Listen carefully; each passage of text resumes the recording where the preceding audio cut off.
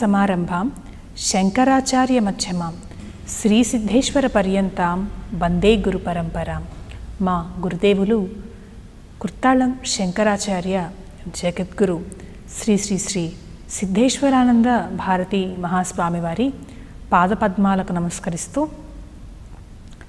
అరుణాం కరుణాతరంగితాక్షీం ధృత పాశాంకుశ పుష్పబాణ చాపాం అణిమాదిభిరావృతాం మయూఖైః అహమిచ్చేవ విభావయే భవానీం. లలితాదేవి పాదపద్మాలకు నమస్కరిస్తూ ఆ జగన్మాత అనుగ్రహం అందరి మీద వర్షించాలని కోరుకుంటూ, లలితా సహస్రనామాల్లో నిష్క్రోధ క్రోధశమని, నిర్లోభ లోభనాశిని అని చెప్పారు. నిర్లోభ అంటే లోభరహితమైనటువంటి స్థితిలో అమ్మవారు ఉన్నారు. మనం కూడా అటువంటి స్థితికి రావాలని ఈ నామాన్ని మంత్రంగా చేయొచ్చు. ఎలా అమ్మవారు తీసుకెళ్తుంది ఆ స్థితికి అంటే ఈ తర్వాత నామంలో చెప్పారు. లోభనాశిని, లోభాన్ని నశింపజేస్తుంది, లోభాన్ని పోగొడుతుంది, పోగొట్టి లోభరహితమైనటువంటి స్థితికి తీసుకెళ్తుంది.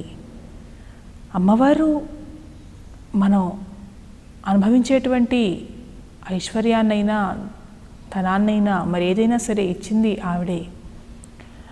లోభం అంటే లోభగుణం మన దగ్గరే పెట్టుకోవాలి, మనమే అనుభవించాలి అంటే ఎవరికి ఇవ్వకుండా పిసినుగొట్టుతనంతో ఉండేటువంటి లక్షణం. అలా కాకుండా త్యాగగుణం, దానగుణం అనేటువంటివి ఉండాలి.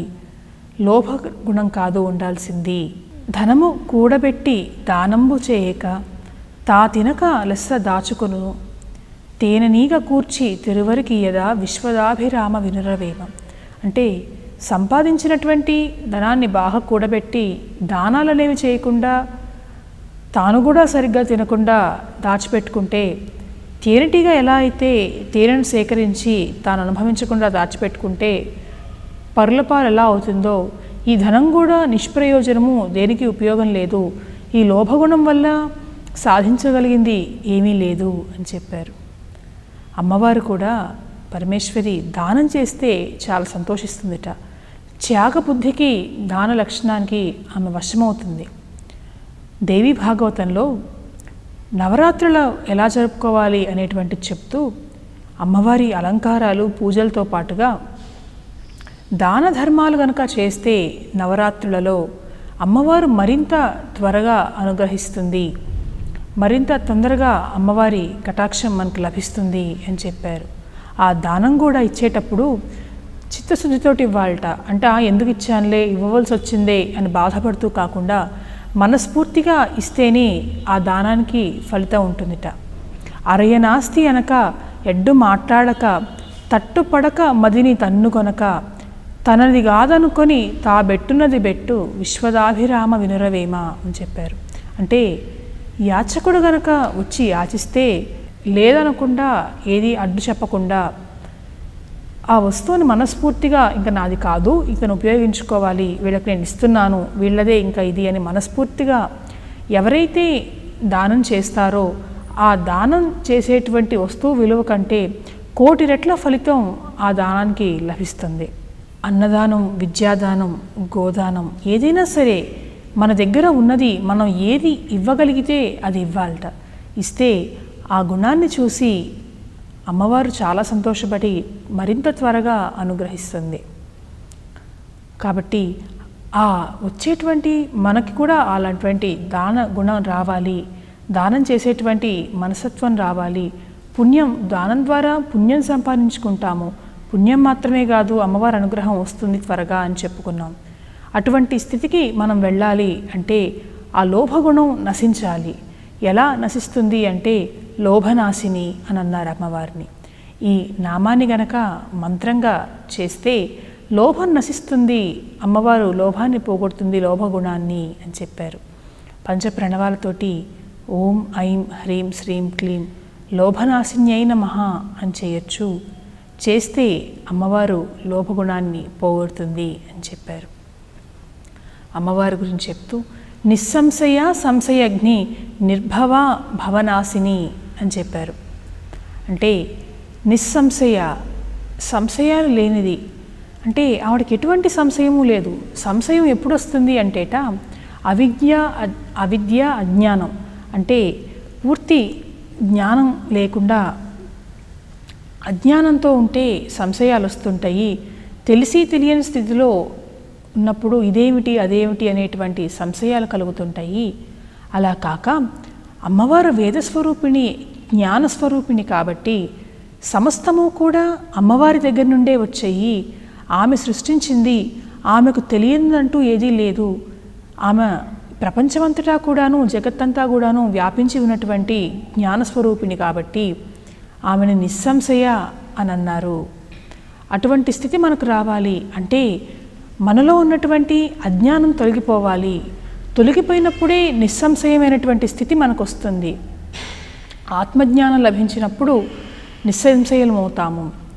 కాబట్టి అటువంటి స్థితి మనకు రావాలి అంటే అమ్మవారిని ఈ నామంతో పూజించవచ్చు, ఉపాసించవచ్చు. మంత్రంగా పంచప్రణవాలతోటి ఓం ఐం హ్రీం శ్రీం క్లీం నిస్సంశయాయై నమః అని చేస్తే ఎలా అయితే అమ్మవారు నిస్సంశయమైనటువంటి స్థితిలో ఉన్నదో అటువంటి స్థితి కూడా మనకి అనుగ్రహిస్తుంది. ఎలా అనుగ్రహిస్తుంది అంటే సంశయజ్ఞి, ఆవిడే ఆ సంశయాలను పోగొడుతుంది. అమ్మవారిని సంశయజ్ఞి అన్నారు. ఎందుకన్నారంటే విద్యతే హృదయ గ్రంథి ఛిద్యంతే సర్వ సంశయ, అంటే అమ్మవారు మనకున్నటువంటి అన్ని సంశయాలని పోగొడుతుంది. ఎందుకంటే ఆవిడ జ్ఞానస్వరూపిణి. మనలో ఉన్నటువంటి అజ్ఞానాన్ని ఆ అమ్మవారు జ్ఞానస్వరూపిణి కాబట్టి ఆ జ్ఞానంతో మనకున్నటువంటి సంశయాలన్నింటినీ పోగొడుతుంది. తంత్రరాజ్యంలో ఆ గ్రంథంలో చెప్తూ గురువు లక్షణాలని గురించి వివరిస్తూ సంశయం లేనివాడు, సంశయాలని నశింపజేసేవాడు గురువు అని చెప్పారు. అంటే నిస్సంశయ సంశయజ్ఞగా చూస్తే అవన్నీ కూడాను గురు లక్షణాలు కాబట్టి అమ్మవారు గురుస్వరూపిణి అని చెప్పటం జరిగింది.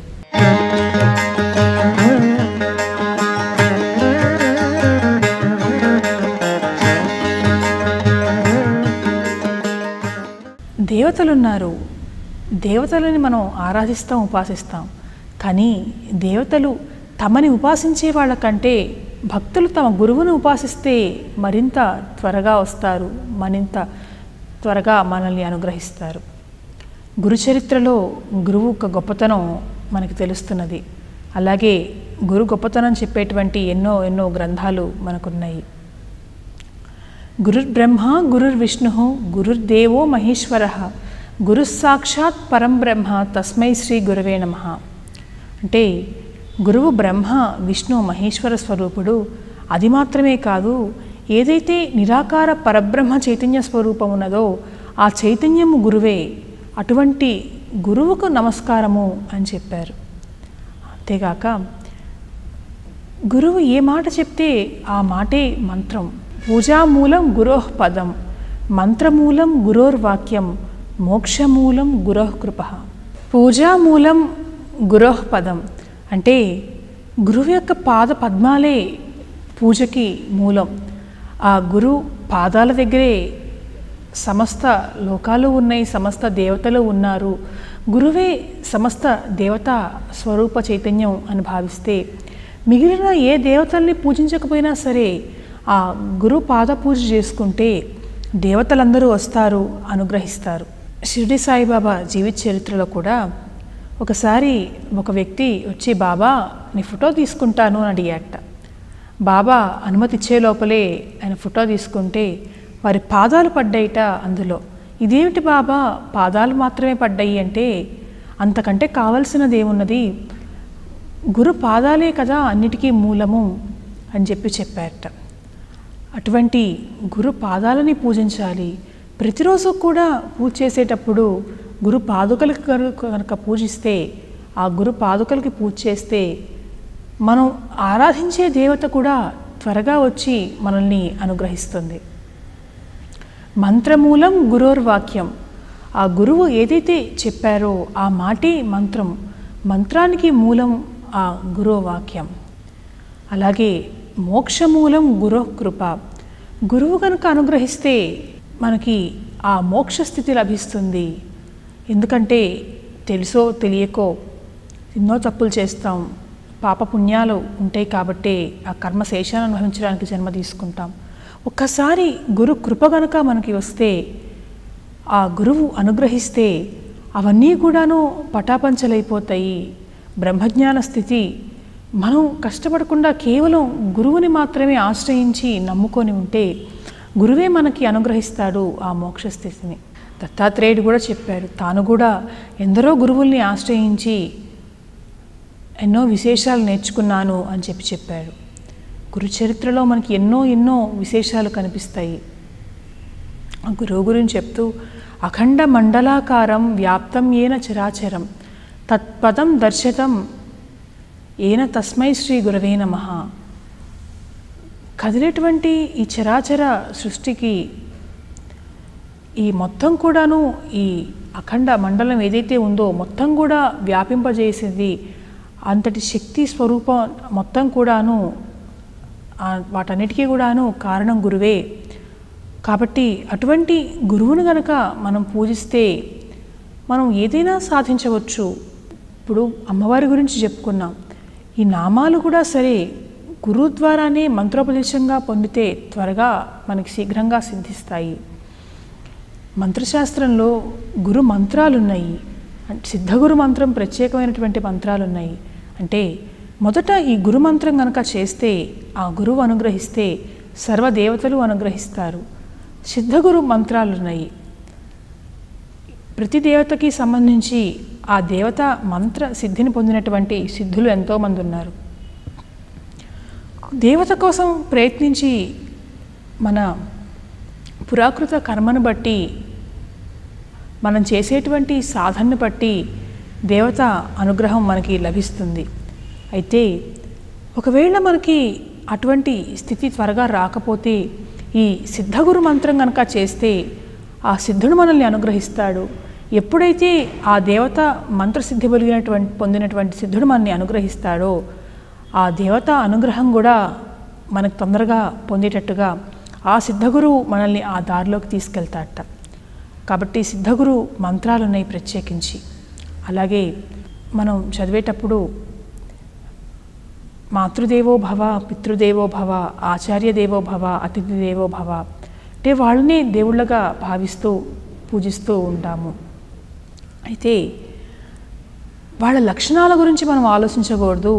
ఇటువంటి లక్షణాలు ఉన్నాయే, అటువంటి లక్షణాలు ఉన్నాయే, వాళ్ళని దేవుళ్ళగా భావించడం ఏమిటని మనం అనుకోకూడదు. వాళ్ళకి ఎటువంటి లక్షణాలు ఉన్నా సరే మనం వాళ్ళని దేవుళ్ళగా భావిస్తే మనలో దైవత్వం తొందరగా వికసిస్తుంది అని చెప్పారు. పురాణాల్లో కనుక మనం చూస్తే ఎంతోమంది మహాపతివ్రతలుగా చెప్పబడున్నారు. వాళ్ళు చాలామంది పతివ్రతల భర్తలు ఎన్నో దుష్టగుణాలు కలిగి ఉండి వీళ్ళని ఎంతో ఇబ్బంది పెట్టి ఉన్నప్పటికీ కూడాను భర్తే దైవంగా భావించి, ఆ వ్యక్తిలో ఎటువంటి లక్షణాలు ఉన్నా కూడా దైవంగా భావించి సేవించారు కాబట్టి వీళ్ళలో దైవత్వం వికసించింది. అందుకే అద్భుతమైనటువంటి శక్తులు సాధించారు. సూర్యుని ఆపేటువంటి శక్తి కూడా సాధించినటువంటి పతివ్రత కథలు మనకి కనిపిస్తున్నాయి. కాబట్టి వాళ్ళని మనం దైవత్వంగా భావించి, దేవుడిగా భావించి ఆరాధిస్తే మనలో దైవత్వం తొందరగా వస్తుంది అని చెప్పారు. మనకి నచ్చిన గురువు దొరక్కపోవచ్చు. మంత్రశాస్త్రంలో ఉన్నటువంటి మంత్రాలు చేయాలి అని కోరుకోవచ్చు. లేదా ఇప్పుడు చెప్పినటువంటి సహస్రనామాల్లో ఏదైనా నామాన్ని తీసుకొని మంత్రంగా చేయాలని అనుకోవచ్చు. అప్పుడు ఏం చేయాలి అంటే మేరుతంత్రంలో ఒక పద్ధతి చెప్పారు. మనకు నచ్చిన గురువు కనుక దొరక్కపోతే మనం చేద్దాం అనుకున్నటువంటి మంత్రాన్ని ఒక పత్రం మీద రాసి, ఆ మంత్రం రాసినటువంటి పత్రాన్ని శివాలయానికి వెళ్ళి శివుని ముందర పెట్టి శివునికి పూజ చేసి ఆ మంత్రం మీద కూడా కాసిన కుంకుమ అక్షతలతో పూజించి ఆ మంత్రపత్రాన్ని మన చేతిలో తీసుకొని, ఇది నాకు శివుడు ఇచ్చాడు, ఇవాళ నుండి శివుడే నాకు గురువు అని చెప్పి భావించి ఆ మంత్రాన్ని గురువు ద్వారా తీసుకున్నట్టుగా భావించి కనుక చేస్తే శీఘ్రంగా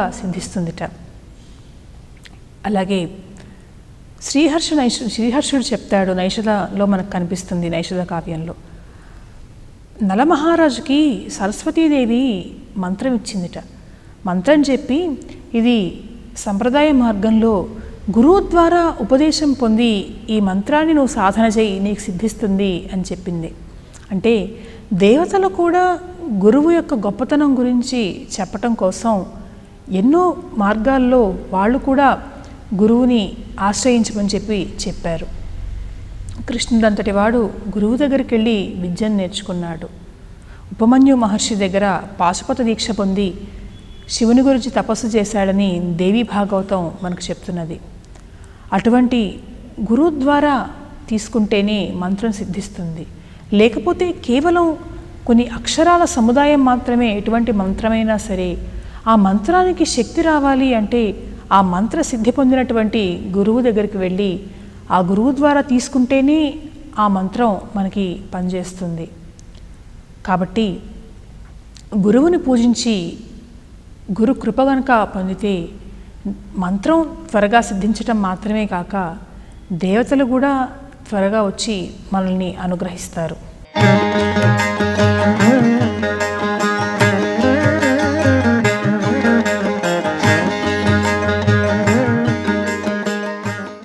గురువుని పూజించి గురు కృప గనుక పొందితే మంత్రం త్వరగా సిద్ధించటం మాత్రమే కాక దేవతలు కూడా త్వరగా వచ్చి మనల్ని అనుగ్రహిస్తారు. గురుస్వరూపిణియే అమ్మవారు అని చెప్పారు ఇక్కడ. ఆవిడకి ఎందుకంటే ఎటువంటి సంశయాలు లేవు, ఎటువంటి సంశయాన్నైనా పోగొడుతుంది. ఎలా అయితే గురువు అనే శబ్దానికి అజ్ఞానం అనేటువంటి చీకటిని పోగొట్టాడు అనేటువంటి అర్థం ఉందో అటువంటి అజ్ఞానం వల్ల వచ్చినటువంటి సంశయాలన్నిటినీ పోగొట్టేటువంటి లలితాదేవి సంశయజ్ఞి అన్నారు అమ్మవారిని.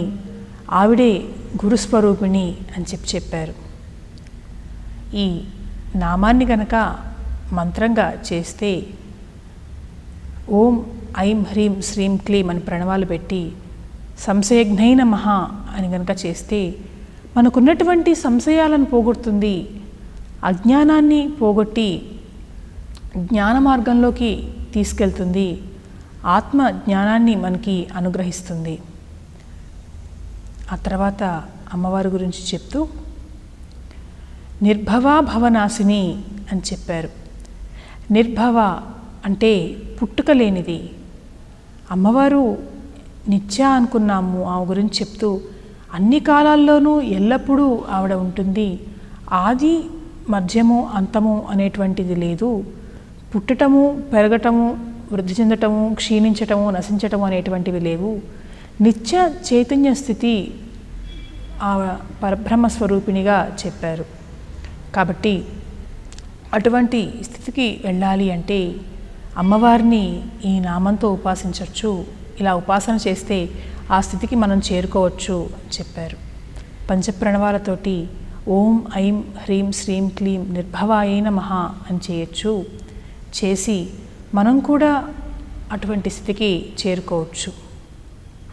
ఆ తర్వాత నిర్భవ భవనాశిని అన్నారు. భవనాశిని అంటే సంసారముని నశింప చేసేటువంటిది అమ్మవారు.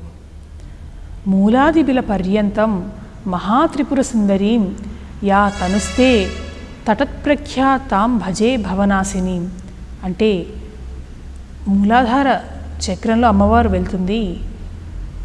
అక్కడ ఉండేటువంటి లలితాదేవి ఆమెను గనక పూజిస్తే, ఆమెను ప్రార్థిస్తే భవనాశినిగా ఈ సంసారాన్ని నశింపజేస్తుంది, మళ్ళీ జన్మ అనేది లేకుండా చేస్తుంది. అమ్మవారి గురించి భవారణ్య కుఠారిక అని కూడా చెప్పుకున్నాం. అంటే ఈ భవాన్ని నశింపజేస్తుంది అమ్మవారు. ఏదైతే జన్మ కర్మ సిద్ధాంతం ఏదైతే ఉందో, కర్మ ఉంటే జన్మ వస్తుంది, ఎప్పుడైతే కర్మ పోతుందో అప్పుడు జన్మ రాదు అని చెప్పారు. అటువంటి జన్మ రాహిత్యాన్ని ప్రసాదిస్తుంది ఆవిడ ఈ సంసారాన్ని నశింపజేసి. కాబట్టి అమ్మవారిని ఆ జన్మరాహిత్యం కోరుకోవాలి, ఆ జన్మరాహిత్యం మాకు ప్రసాదించమ్మా అని అడగాలంటే ఈ నామాన్ని మంత్రంగా చేయొచ్చు. పంచ ప్రణవాలతోటి ఓం ఐం హ్రీం శ్రీం క్లీం భవనాశిన్యై నమః అని చేయొచ్చు. చేస్తే అమ్మవారు ఆ సంసారాన్ని నశింపజేసి ఆ జన్మకర్మ చక్రంలో నుండి మనల్ని బయటికి తీసుకొస్తుంది, పునర్జన్మ లేకుండా చేస్తుంది. ఆ తర్వాత అమ్మవారి గురించి చెప్తూ నిర్వికల్ప నిరాబాధ నిర్భేద భేదనాశిని నిర్నాశ మృత్యుమధని నిష్క్రియ నిష్పరిగ్రహ అని చెప్పారు. నిర్వికల్ప అన్నారు అమ్మవారిని. అంటే ఎటువంటి వికల్పము లేనిది. మనం ఏదన్నా ఒక పని జరగాలి అంటే సంకల్పం చేస్తాం, దానికోసం ఇది చేయాలి అని. అది అవుతుందో లేదో అంటే దాని వ్యతిరేక అర్థం వికల్పం అవుతుందో లేదో ఇటువంటి అవస్థ మనుషులకి ఉంటుంది. అంటే ఏదైనా ఒక కోరిక కలిగి ఫలానా కోరిక కలిగింది, ఇది మనం తీర్చుకోవాలి అంటే ఇచ్ఛాశక్తి క్రియాశక్తి వీటి వల్ల ఏమవుతుందంటే మనసుకి అవస్థ కలుగుతూ ఉంటుంది, సంకల్ప వికల్పాల అవస్థ. అటువంటివి ఏవి లేనటువంటి స్థితి. ఎందుకంటే ఆవిడ చేయలేనిదంటూ లేదు, అంతా కూడాను ఆమె చేతుల్లోనే ఉన్నది, ఏది చేయాలన్నా కూడా. కాబట్టి దేని గురించి కూడాను ఇది చేయగలనా లేదా అనేటువంటి ఆలోచన అమ్మవారికి ఉండదు.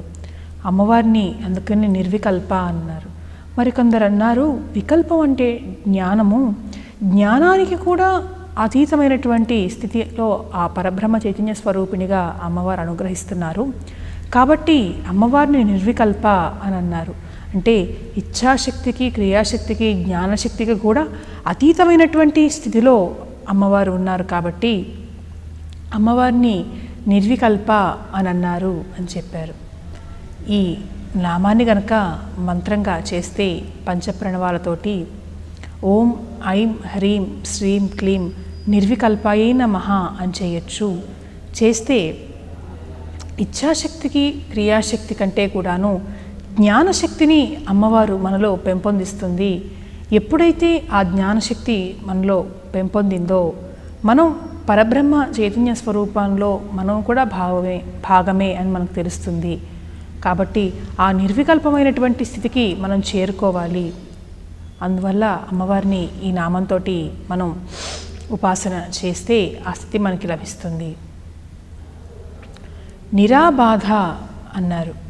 అంటే ఎటువంటి బాధలు లేనటువంటిది అమ్మవారు.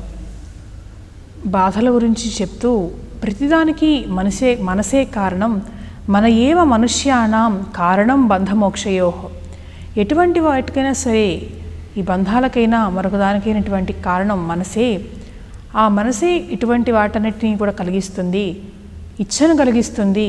ఆ ఇచ్ఛను కోరికను తీర్చుకోవటానికి క్రియ అంటే పని చేయాలి, ఏదో ఒకటి చేస్తే ఆ కోరిక తీరుతుంది. అది అవుతుందో అవ్వదో, అవ్వకపోతే బాధ. అటువంటి బాధ రాకుండా ఉండాలి, లేకుండా ఉండాలి అంటే ఇచ్ఛాశక్తి క్రియాశక్తి కంటే జ్ఞానశక్తి బాగా ఉంటే ఏ పని చేయొచ్చు, ఏ పని చేయకూడదు అనేటువంటి సంగతి మనకు తెలుస్తుంది. కాబట్టి అమ్మవారు నిరాబాధ, ఆమెకి ఏ బాధలు ఉండవు. ఎందుకు ఉండవు అంటే జ్ఞానస్వరూపిణి కాబట్టి, అన్నిటికీ అతీతమైనటువంటి స్థితిలో ఆవిడ ఉన్నది కాబట్టి. అటువంటి అతీతమైనటువంటి స్థితిలోకి మనం రావాలంటే బాధలు పోవాలి, మన బాధల్ని మనం తొలగించుకోవాలి, జ్ఞానశక్తిని పెంపొందించుకోవాలి. అంటే అమ్మవారు మన బాధల్ని తొలగిస్తుంది, తొలగించి తానే ఆ స్థితికి తీసుకువెళ్తాను అని చెప్పి స్పష్టంగా మనకి ఇక్కడ వసిన్యాది దేవతల ద్వారా పలికించింది. ఈ నామాన్ని గనక మంత్రంగా చేస్తే పంచప్రణవాలతోటి ఓం ఐం హ్రీం శ్రీం క్లీం నిరాబాధాయై నమః అని చేయొచ్చు. చేసి బాధలన్నీ కూడాను పోగొట్టుకోవచ్చు, బాధరహితమైనటువంటి స్థితికి మనం చేరుకోవచ్చు. అమ్మవారి నామాల్లోని మరిన్ని విశేషాలని వచ్చే ఎపిసోడ్లో చెప్పుకుందాం. స్వస్తి.